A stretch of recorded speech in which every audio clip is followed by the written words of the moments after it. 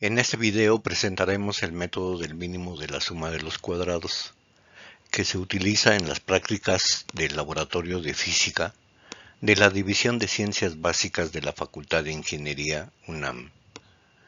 Este método permite obtener una línea recta que mejor se ajusta a un conjunto de datos. Se presentará un ejemplo. Para obtener un modelo matemático que represente el comportamiento del instrumento, se varía el valor de entrada y se registra el valor leído correspondiente. Una vez que se tienen los pares de valores, se registran en un sistema cartesiano. La línea que mejor representa a todos los puntos es aquella cuya distancia vertical de estos puntos a dicha línea es mínima. Estas distancias se conocen como desviaciones.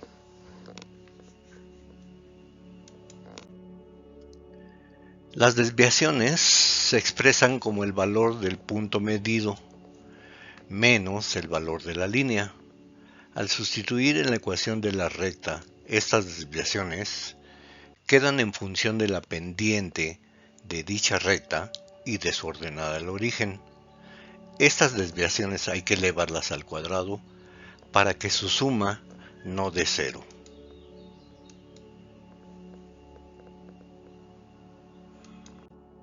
Si los valores medidos se encuentran sobre la recta, su desviación es cero y la suma también es cero.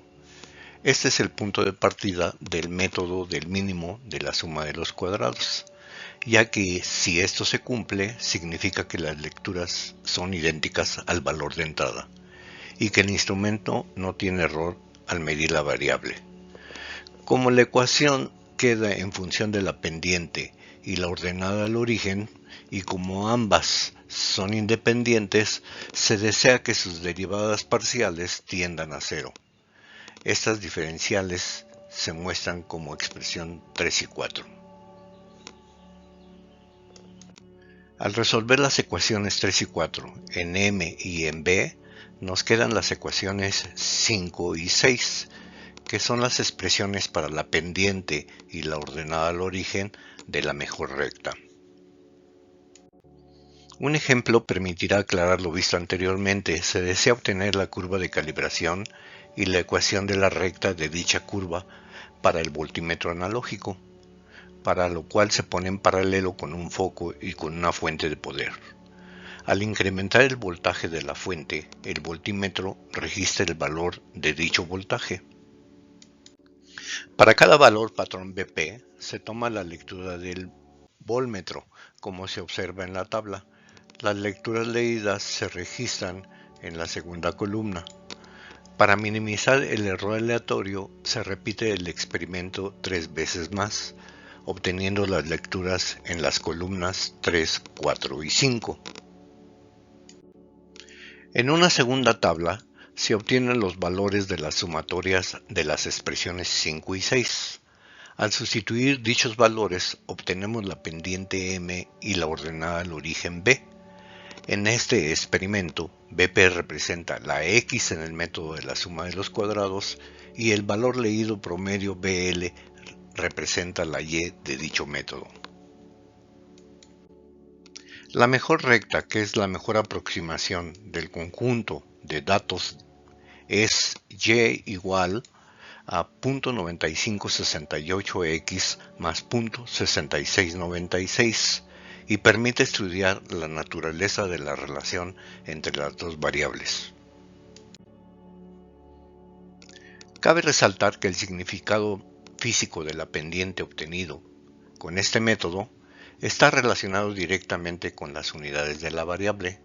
En este caso, al tener las mismas unidades las variables dependiente y la independiente, la pendiente M tiene como significado la sensibilidad del instrumento y el valor de la ordenada al origen nos indica el valor del error aleatorio que está involucrado. El programa Excel permite verificar nuestros resultados.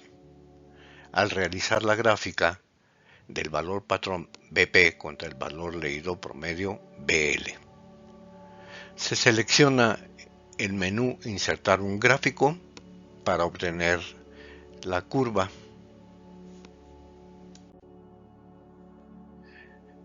La curva de calibración en este caso es la representación gráfica de los valores leídos promedio, BL, contra los valores patrón BP. La gráfica muestra la recta que mejor se ajusta al conjunto de datos. Hay que recordar que el valor patrón BP representa la X de nuestro método y el valor leído promedio representa la Y del método. La recta que mejor se ajusta al conjunto de datos es la recta cuyas desviaciones son mínimas.